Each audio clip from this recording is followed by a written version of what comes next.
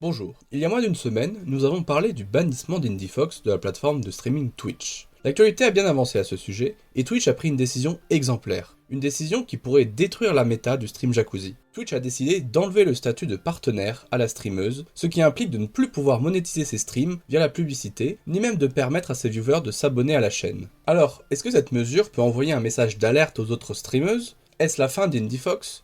Je vous donne les éléments de réponse dans la vidéo.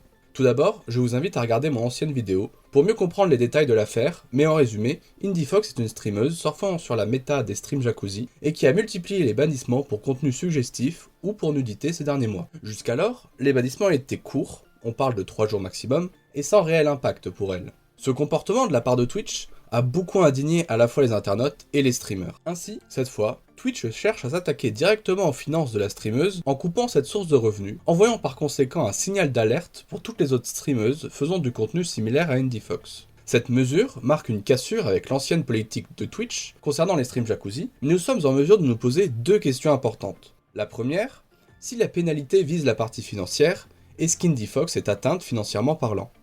La deuxième, est-ce une mesure isolée ou un changement durable dans la politique de Twitch? Pour répondre à la première question, IndieFox est certes impacté, mais cela reste minime car la streameuse, à l'instar d'Alinity, une autre streameuse jacuzzi, possède de nombreux comptes sur les réseaux sociaux. Comptes comme Instagram, permettant de faire des posts sponsorisés, ou encore un compte comme OnlyFans. Bien qu'il ne nous est pas possible de connaître ses revenus sur OnlyFans, on peut constater que plus de 60 000 personnes ont aimé sa page.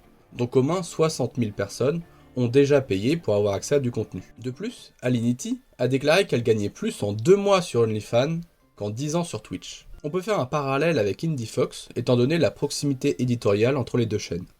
Ainsi, cette mesure n'impacte pas réellement IndieFox, surtout qu'au final, Twitch n'est qu'une plateforme pour faire découvrir de manière suggestive le contenu d'IndieFox, qui a pour but de rediriger son audience vers un contenu payant. Twitch n'est donc pour elle qu'un moyen d'être visible, et malgré ce ban, elle restera visible sur la plateforme.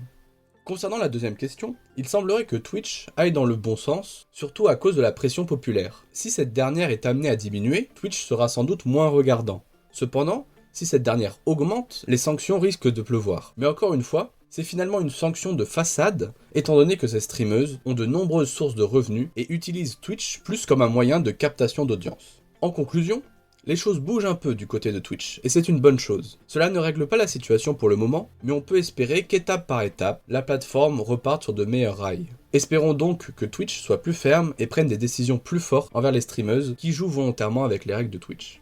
Et vous, qu'en pensez-vous? Est-ce que la méta des streams jacuzzi risque de disparaître? Ou alors est-ce que tout cela est de la poudre aux yeux, et Twitch, finalement, ne fait que couvrir son image et ses streameuses? Comme d'habitude, n'hésitez pas à me donner votre avis dans les commentaires. On se retrouve demain pour une nouvelle vidéo. Sur ce, à plus.